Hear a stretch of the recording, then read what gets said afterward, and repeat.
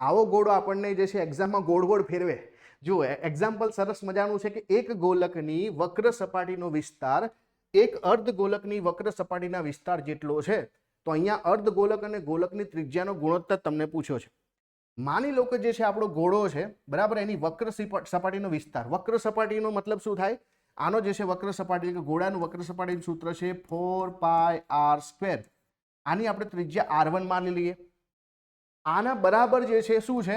અર્ધગોળાની વક્ર સપાટી કીધી છે. જો ટોટલ સપાટી નથી કીધી અને વક્ર સપાટી કીધી છે, એટલે કે આનાથી અડધું થઈ જશે, એટલે કે 2πr², કેમ કે ત્રિજ્યાની આપણે r2 માનીએ. તો આ બંનેનો જે છે આપણે બરાબર ઇક્વેશન પાઈ પાઈ બંને બાજુ નીકળી જશે. આ જે છે 2, તો 2r1² અપોન r2² થઈ જશે બરાબર, બરાબર 1 અપોન જે છે 1 થઈ જશે, કારણ કે બંને બાજુ આપણે. હવે તમે જુઓ શું પૂછ્યું છે તમને? અર્ધગોલક અને ગોલકની ત્રિજ્યાનો ગુણોત્તર પૂછ્યો છે. અહીંયા આપણે જે છે જો વર્ગમૂળ કાઢીએ તો આ શું થઈ જશે? r1² અપોન r2² બરાબર 1/2 થઈ જશે. અને આમાં જે છે r1/r2 કરીશું તો 1/√2 થઈ જશે. પણ જો તમે r1 જેમ r2 1/√2 લખ્યું તો તમને અહીંયા 1/√2 દેખાય છે, તો આ તમારો જવાબ ખોટો થઈ જશે. કેમ?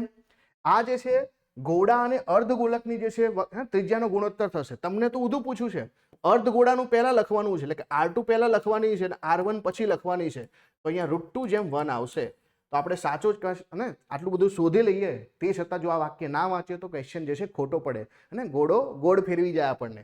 એટલા માટે અહીંયા આન્સર આવશે ઓપ્શન નંબર બી, √2/1.